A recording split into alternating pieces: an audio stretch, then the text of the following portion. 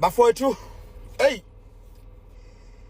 KwaZulu Natal, Durban, KZN bafowethu kune dilemma ekhona. Njengoba nazi ke bafowethu ukuthi iNFP iphule out kwiGPU. Kusalokho kuginqa igonqo. Sibona iDA shemu. iDA ibhalela iNFP inxusa icela ifuna umhlangano osheshayo. iDA iDemocratic Alliance iguqe ngamadolo amabili bandla ifuna ukuthi ikhulumisane neNFP ngesinqumo sayo sokuthi iphule out ombimbini lolu phela lokuhlangana ukuthi kuphathwe iKwaZulu Natal. Sizile ke sontweni edlule ukuthi neANC kade izama yathi iNFP lalela sikwenzile phambilini ukuthi sinzama ukuthi sikhulumisane nani esasithenjiswe khona cha sesikhathele imhlangano engayiphambili iIFP nayo engathi iyazama ngibengcembengceza abandla kodwa iIFP la kade ithembisile kwiNFP yangasigcina isithembiso sayo. iIFP nikhumbule phela ukuthi ukuhlangana ngalolu mbimbi ukuthi kubuswe iKwaZulu Natal kwakade kuyiIFP ehamba phambili. Wawungaze ufunga ukuthi iyona ekade inama result lapha phambili ukuthi lead. Kodwa ngokucabanga kwami nangokuzwa engathi abantu kwakufuneke belide kwakufuneke kube yilaba phela eka baba uJZ eka tata kamkhulu ubaba umongameli owayemongameli weSouth Africa umongameli uJacob Zuma uyena elakhe embu lakhe okufuneke lilide lokho komhlangano kodwa kwagcina sekube yilaba beyicagoga bolaba bathola amaphesenti amancane bakulida. Kodwa njengamanje sibona kunenkinga ke manje ngoba umuntu owenza ukuthi kuphumelele ukuya umuntu owalokhuza owabasiza yilowe NFP waqhamuka nesihlalo sakhe.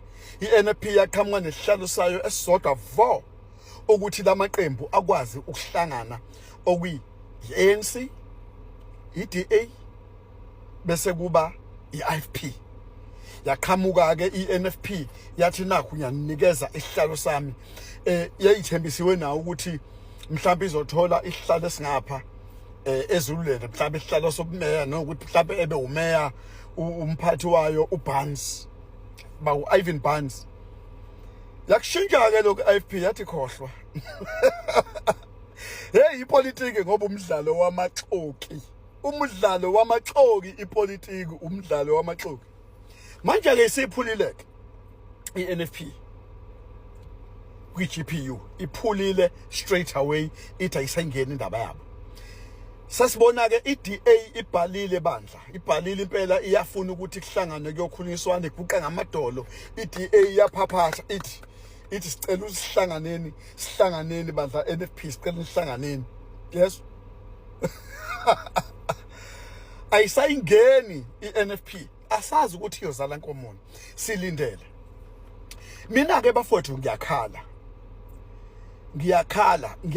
lento ukuyikhuluma ngicela ukuyikhuluma ningangijaji.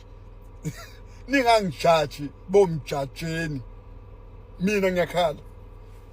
Uyazi abantu abenza yonke le mesapho nje kwezepolitiki nala eSouth Africa. Abaholi bafowethu bawu2. Sengiyaqala ngoba ngizwile enye indoda ibhodla la khona la ku social media. Khona indoda engeke ngilandele kakhulu ekuthiwa uShelembe ngathi insizwa la ngapha kaXhobo kaXhobo kanje eXhobo ikulowo line nje ushona ngala. Ngimzwile khala ethi hayi uyakhala ngokuthi impela abantu abacompromise ukuthi kukhululeke umuntu omnyama la eSouth Africa abawu2. Uvele wayishaya isikhonkosini kade ngangikhala. Abantu abawu2 abasicompromise. Uyabona ubaba uJacob Zuma lo wayengumongameli osengumholi weMKP manje. Ayi ngiyakhala ncamalala. Baba ngiyakhala futhi mina ncamalala ngiyakuthemba bandla. futhi ke nje Nxamalala kade ngakuthanda nje baba, ngiyakuhlonipha ubaba njengemhloniphayo. Mina ngwasemakhaya bakwethu, ngiyamthanda umuntu oyi traditional, umuntu o traditional ngiyamthanda bakwethu. Yabona ubaba uNxamalala, umnumzana uJulius Malema, le leadership bafowethu. Seningasho ke nikuthandayo, kodwa lama leader, ukube lama leader lawa ahlangana akhuluma into ezwakalayo kubantu, abeke eceleni indaba ye-ego and what, angazi kodwa ukuthi kukhona laba ngaboni kahle ngasolinye. Mhlawumbe kubekwe eceleni ukuthi wakwamukela umnumzana uJulius Malema, wakwamukela phela inkece ukuthi athi Zuma must fall. Kubekwe eceleni izinto eziningi, kodwa lama leader ayicompromisile inkululeko yabahlali base South Africa, bayicompromisile. Seningasho ke nikushoyo, kodwa asoke sikhuluma izinto bafowethu kuma video abantu eziya phambili, ezi-general neziyiqiniso, singalokho sifuna ukugxeka. Yes, mina ngigxeki nje, ngizobe ku-general nombono wami ukuthi abantu abaholi abacompromisile ukuthi siye phambili singabahlali, ubaba uJacob Zuma nomnumzana uJulius Malema. Yabona ke labo bantu, ungabe bakwethu sikhuluma okunye ukube ipolitiki yabo bayivisitha kahle, nokucabanga kwabo bakuvisitha, bakuthatha, bakuhlanganisa, betha kiyo phambili.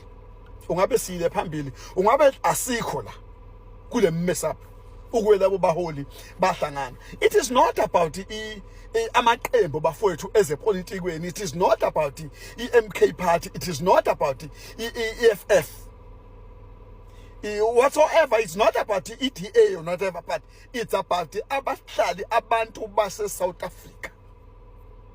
Nina seninayo ipolitiki, ni vocally anabalandela, abantu banizwa banilandela. Nenzani ngalokho?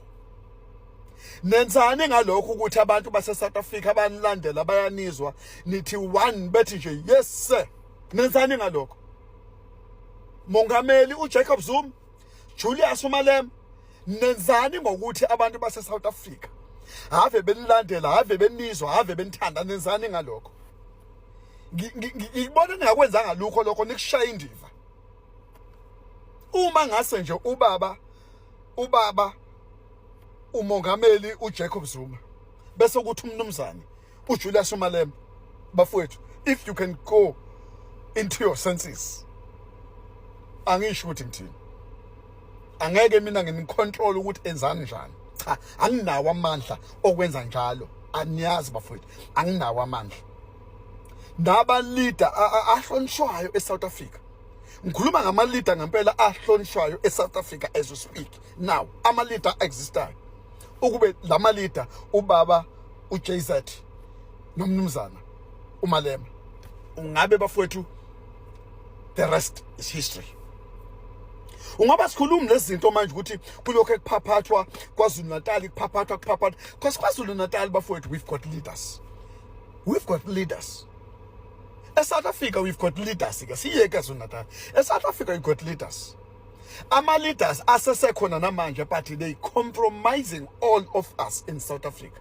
Ubaba uJZ no Julius Malema, bafowethu, these leaders, they can still form something and do something wonders. Angithi nathanda ukuthi politics leader, mina ngikhathele ipolitiki ngasilida. Singalidwa nje amasosha siye phambili. Senibiza leli gama ba ukhuphe noma ukhupha, senushila ukhuphe noma ukhupha, all those things okwenzeke eBurkina Faso, I mean, I'm happy with that. I'm happy with what is happening in Burkina Faso. I'm happy and I like it. How I wish that can implement it in Limesans. Ngoba kunje nje abantu abawogombela kwesabo, abathanda ukutshontsha ama minerals eSouth Africa, benze yonke into, kunikezwe imali abantu bezobonga ubuqhophololo. Baba JZ Mnumzana Julius Malema, ake nisicabangeleni South Africa. Ngiyacela, ayikabi, ngiyacela, ngiyayinxusela, ngiyacela, ngiyasithoba, ayikabi, ake nibhekeni, ake nicabangeni ngokunye. Thank you.